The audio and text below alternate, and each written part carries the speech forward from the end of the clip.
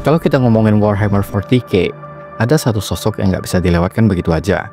Dia adalah Emperor of Mankind, atau biasa dipanggil dengan nama God Emperor, Master of Mankind, atau cukup Emperor aja. Dia adalah sosok yang nggak cuma dihormati, tapi juga ditakuti. Kadang, dia juga menyebut dirinya sendiri dengan nama Revelation. Tapi kalau kamu tanya kepada para makhluk Chaos, mereka nggak bakal segan-segan menyebut dia sebagai False Emperor atau bahkan Corpse Emperor. Ya, namanya juga musuh bebuyutan. Dia ini bukan manusia biasa, dia itu makhluk abadi, punya kekuatan psikis yang luar biasa. Dan secara harfiah, dia adalah raja yang mengatur jalannya imperium manusia. Buat para penganut Imperial Cult, dia udah dianggap sebagai father atau pelindung sekaligus dewa bagi seluruh umat manusia. Tetapi di sisi lain, Chaos God dan para Daemon di dalam Warp punya pandangan yang berbeda. Mereka memanggil dia dengan nama Anathema karena dia memang representasi paling besar dari keteraturan di seluruh galaksi, sesuatu yang menjadi musuh alami Chaos. Intinya itu, dia ini adalah makhluk psikis yang paling kuat yang pernah lahir. Nah, kalau ngomongin soal Chaos Gods, urutannya dulu kayak gini. Yang pertama bangkit adalah Khorne, dewa perang dan kekerasan. Kebangkitan dia itu bikin dunia langsung tenggelam dalam konflik dan kekacauan di mana-mana. Setelah itu giliran Sins yang bangun. Dia itu dewa tipu daya dan perubahan. Jadi begitu dia aktif, politik, intrik, dan pengkhianatan langsung merajalela di mana-mana. Terus Nurgle, dewa penyakit dan pembusukan, muncul sebagai yang ketiga. Kebangkitan dia itu bikin wabah menyebar luas di seluruh benua bumi dan memakan banyak korban jiwa. Di akhir abad pertengahan di Terra, ketiganya udah bangkit sepenuhnya dan sadar. Tapi yang keempat, Slanesh, dewa nafsu, kesempurnaan, dan kenikmatan, baru benar-benar bangkit setelah kejatuhan Aeldari di milenium ke-30. Itu pun pas zaman perselisihan udah mau selesai. Ada satu lagi yang jarang disebut bro, Chaos God kelima, yaitu Malice. Dia ini agak misterius, hanya muncul di edisi-edisi awal Warhammer 40K dan nyaris nggak pernah dibahas lagi. Tapi Malice ini bukan dewa sembarangan. Dia mewakili anarki total, pemberontakan, bahkan kehancuran terhadap dirinya sendiri.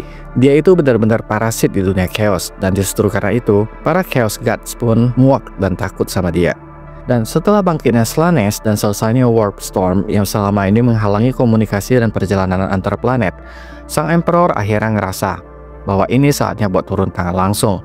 Dia tahu, kalau enggak dia yang ngambil alih sejarah manusia, maka kita semua bakal tenggelam dalam kegelapan dan kepunahan. Nah, asal-usul sang Emperor ini tuh benar-benar misterius. Nggak banyak yang tahu secara pasti siapa dia dulu. Tapi yang jelas, dia udah ada jauh sebelum zaman sekarang sebagai makhluk abadi dengan kekuatan psikis yang luar biasa. Nama Emperor sendiri pertama kali muncul di catatan sejarah Imperium pas dia mulai menyatukan Terra, yaitu bumi di akhir zaman perselisihan. Itu sekitar akhir milenium ke-29. Tapi Horus, anaknya yang paling dipercaya, pernah bilang kalau dia pertama kali bertemu dengan sang Emperor pas sang Emperor masih tinggal di Anatolia waktu masih kecil. Jadi bisa dibayangin seberapa tuanya nih orang. Dia disebut-sebut sebagai manusia baru, mutan pertama dari subspesies psikis manusia superior. Dia juga merupakan hasil reinkarnasi dari kolektif dari para saman dan orang-orang bijak di zaman prasejarah yang udah menuntun umat manusia sejak ribuan tahun yang lalu. Dan makin tua dia, makin kuat juga kekuatannya. Karena setiap ingatan dari kehidupan lamanya muncul dan menambah ilmunya yang sekarang. Ada kisah lain yang bilang dia lahir di milenium ke-8 sebelum Masehi, di tepi sungai Sakaria, Anatolia, zaman Neolitikum. Dan waktu masih remaja, ayahnya dibunuh oleh pamannya sendiri. Tapi si bocah ini tanpa marah-marah, tanpa drama, dia melihat semuanya lewat penglihatan psikis. Terus dia jalan pelan-pelan ke arah pamannya, dan dengan kekuatan psikisnya, dia matiin jantung pamannya begitu aja. Tenang, tapi elegan. Nah dari situ dia sadar umat manusia butuh aturan, butuh hukum, dan butuh pemimpin yang gak cuma kuat, tapi bijak. Dia pun pergi dari desanya menuju kota pertama umat manusia yang kemungkinan besar adalah salah satu kota Sumeria di Mesopotamia. Sejak saat itu ribuan tahun berlalu, dia menyamar sebagai banyak tokoh berpengaruh dalam sejarah. Dia lihat sendiri gimana umat manusia terus mengulangi kesalahan yang sama. Dan dia sadar, semua sisi gelap manusia itu ngasih makan ke chaos di dalam Warp. Makanya dia mulai gerak dari balik layar, nyebarin perdamaian dan keharmonisan buat nahan pertumbuhan kekuatan para Chaos God. Tetapi ada aja misteri besar soal statusnya sebagai perpetual, manusia abadi dengan regenerasi super. Nggak ada yang tahu pasti itu bawaan lahir atau hasil eksperimen dari pihak luar. Tapi yang jelas, dia hidup di masa peradaban umat manusia terdahulu. Bahkan waktu teknologi manusia udah bisa menjangkau bintang yang sekarang disebut sebagai zaman teknologi. Waktu itu tuh, dia juga kenalan dengan perpetual lainnya kayak Alivia Sureka. Mereka sempat bareng-bareng ke dunia bernama Molech. Dan di sana mereka bertemu dengan Warp Gate yang ngarah langsung ke Realm of Chaos, dan si Emperor dia masuk ke sana. Di sana dia bikin semacam kesepakatan dengan rahasia bersama dengan Chaos God. Nggak dijelasin isinya apa. Tapi saat dia keluar dari sana, dia memiliki kekuatan dengan pengetahuan baru yang nantinya dia pakai menciptakan para primak, anak-anak super hasil gabungan genetika manusia dengan energi warp. Setelah itu dia ninggalin Sureka di Molech buat jaga gerbang sampai Imperium kelak datang. Menariknya, meskipun para Chaos God waktu itu sempat sepakat sama dia, belakangan mereka malah mengakui bahwa sang Emperor adalah musuh terbesar mereka. Mereka menyebut dia sebagai anatema, penyakit dan kutukan atau ancaman mutlak untuk mereka. Setelah itu, dia mulai nyusun pasukan. Dengan bantuan mekanikum dari Mars, dia ciptain Space Marine pertama di armada luar angkasa. Tujuannya, Crypt Crusade. Misinya gede banget, yaitu menyatukan semua planet manusia yang tercerai-berai sejak zaman teknologi jadi satu imperium tunggal. Dan semua ras alien yang nggak tunduk, ya dimusnahkan atau diusir dari galaksi. Itu adalah takdir umat manusia, satu galaksi, satu pemimpin, satu emperor. Selama perang penyatuan, dia juga nyiptain 20 primark. Tapi ya gitu, para Chaos God nggak tinggal diam. Mereka melempar para primark ke dalam warp, memecah-mecahin mereka di berbagai penjuru galaksi. Untungnya, selama Crusade, Emperor berhasil nemuin hampir semua dari mereka. Cuman 2 aja yang nasibnya tetap misterius. Menariknya, meskipun banyak manusia mulai menyembah dia sebagai dewa, dia sendiri menolak. Katanya nih, aku bukan dewa. Aku di sini bukan buat memperbudak manusia, tapi buat ngebebasin mereka. Tapi ya, ada aja yang tetap angel, kayak Logar, salah satu primark yang percaya umat manusia butuh dewa buat disembah. Bahkan Titus Caesar pernah bilang, hanya orang yang benar-benar ilahi yang bisa menyangkal keilahiannya. Sayangnya, tragedi datang pas Imperium lagi di puncaknya. Horus, putra yang paling dia percaya, malah jatuh ke tangan Chaos karena ambisi dan kesombongannya. Horus bawa separuh Space Marine dan pasukan kekaisaran buat ngelawan ayahnya sendiri dalam perang saudara galaksi yang disebut sebagai Horus Heresi. Dalam serangan terakhir di Terra, Emperor ngalahin Horus yang waktu itu udah jadi Champion of Chaos Undefeated dengan kekuatan dari keempat Chaos Gods. Tapi kemenangan itu mahal banget. Sang Emperor hampir tewas dan akhirnya cuma bisa bertahan hidup lewat mesin kuno yang disebut Golden Throne. Dia jadi setengah hidup setengah mati, tapi jiwanya masih bisa berfungsi di warp. Setiap hari, 1000 psikis dikorbankan supaya dia tetap hidup dan menjaga suar psikis bernama Astronomikan, semacam GPS besar buat kapal luar angkasa Imperium. Dan meski badannya udah hancur, pikirannya masih ada di warp. Masih bisa ngatur tarotnya, masih bisa ngasih penglihatan dan mimpi ke orang-orang pilihan. Katanya sih, kalau dia sampai benar-benar mati, kekuatan Chaos bakal masuk ke alam nyata dan galaksi berubah jadi mimpi buruk abadi.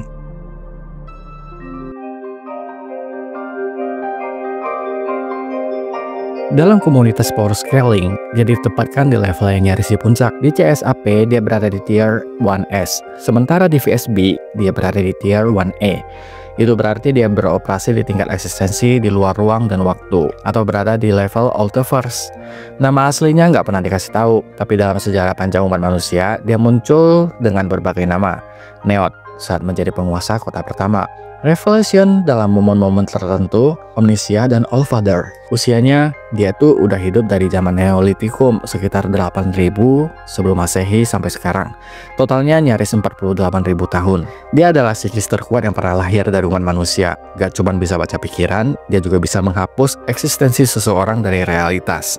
Meski kelihatan elegan dan kalem, dia adalah pejuang paling mematikan di Imperium. Horus aja, favoritnya yang kemudian jadi pengkhianat, pernah bilang kalau sang kaisar itu sempurna dalam perang. Dia bisa gunain semua senjata dari tombak suku primitif sampai senjata energi paling canggih di galaksi. Dia punya kecepatan, kekuatan, dan daya tahan di atas semua manusia. Kemudian dia juga bisa telepati, bisa ngobrol kejutaan pikiran sekaligus, bahkan bikin primark kewalahan. Telekinetis, dia bisa pindahin objek besar atau menghancurkan target hanya dengan niat. Kemudian memori manipulasi. Dia bisa ngasih atau ngapus memori ke orang kayak yang dia lakuin ke Ra. Kemudian mind control. Dari orang biasa sampai makhluk cerdas, dia bisa kuasai pikirannya. Kemudian empati manipulation. Auranya bisa ngaruh ke emosi ribuan orang sekaligus, bikin mereka merasa kagum, takut, atau patuh.